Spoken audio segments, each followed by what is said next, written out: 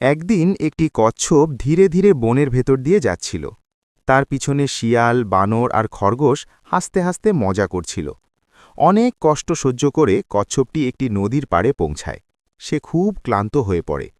হঠাৎ একটি জাদুর মরিচ এসে বলল, কচ্ছপ, আমাকে খাও, আমি তোমাকে শক্তি দেব। কচ্ছপ মরিচ খেতেই তার শরীরে জাদুর শক্তি ছড়িয়ে পড়ে। সে হয়ে ওঠে খুব শক্তিশালী। তারপর কচ্ছপ দৌড়ে বনের সবাইকে অবাক করে দেয়। সবাই বুঝে যায়, ধীর হলেও সাহস থাকলে জয় নিশ্চিত।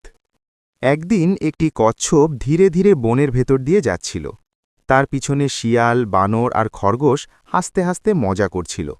অনেক কষ্ট সহ্য করে কচ্ছপটি একটি নদীর পাড়ে পৌঁছায়।